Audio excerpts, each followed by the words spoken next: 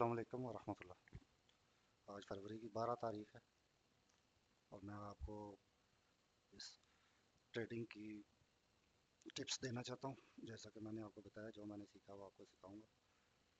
तो जैसा कि आप जानते हैं, कैंडलस्टिक पैटर्न और उसके मुताबिक अगर अभी देखिए न्यूयॉर्क के स्टार्ट में यहाँ पे एक मॉर्निंग स्टार कैंडल पैटर्न बना है। तो जब भी मार्केट इस तरीके से मूव करे और आपका प्रीवियस हाई ब्रेक करे, जैसा कि यहाँ पे इसने किया है, जब इस तरह से एक प्रीवियस हाई ब्रेक हो जाए तो आपने क्या करना होता है कि अब आपके पास दो ऑप्शन है कि आप जान सके कि मार्केट इस ब्रेकआउट के बाद रिट्रेस कहाँ पे करेगी और कितना ब्रेकआउट के बाद कितनी डिमांड आएगी।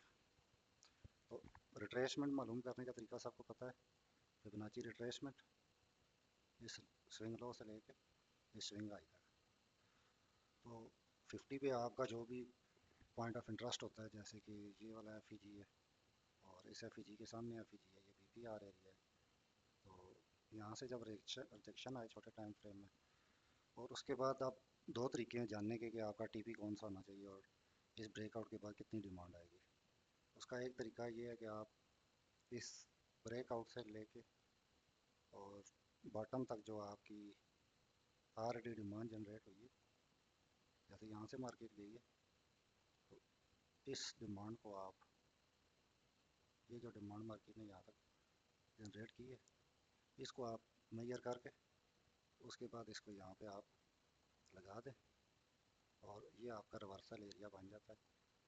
क्योंकि मार्केट ब्रेकआउट के बाद उतनी डिमांड जनरेट करती है जितनी उसने ब्रेकआउट से पहले जनरेट की होती है। तो चूँकि मैं एज ए एनालिस्ट काम कर रहा हूँ, तो मैं सिर्फ एनालिसिस प्रोवाइड करता हूँ और जो कुछ मैंने सीखा है वो सिखाता हूँ। तो इस तरीके से आप, एक तो ये तरीका है, और इसी के साथ दूसरा तरीका एक्सटेंशन का है कि जब आपने इस स्विंग लो से इस स्विंग हाई तक, और जहाँ से आपने ट्रेड इंटर की है, तो जो भी ट्रेड आपको रिट्रेसमेंट 50 से जाएगी, उसका मैक्सिमम TP 60 to 100 होता है।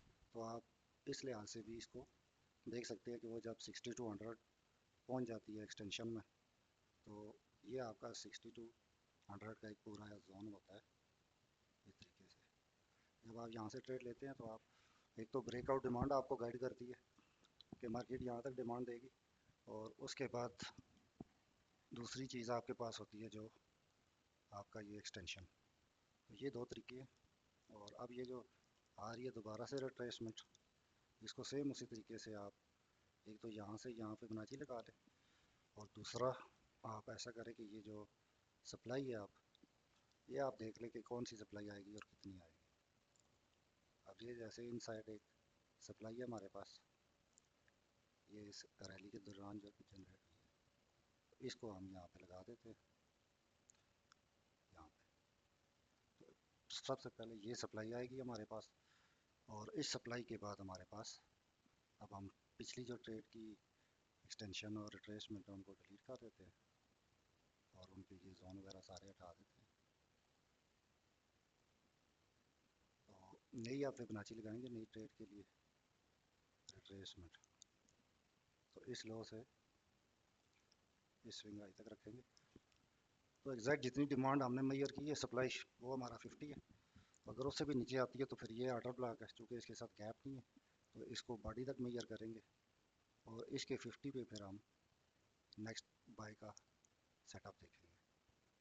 ये यही हमारा 68, 70 और 80 का एरिया बन रहा है। और ये अगर ये सप्लाई पूरी आ जाती है तो फिर 50 यहाँ से रिवर्सल होगा, वरना अगर उसके साथ फिर ये सप्लाई भी आना शुरू होगी तो फिर हम 70, 80 पे दोबारा इसको देखेंगे कि छोटे टाइम फ्रेम में कोई बाय का सेटअप बने।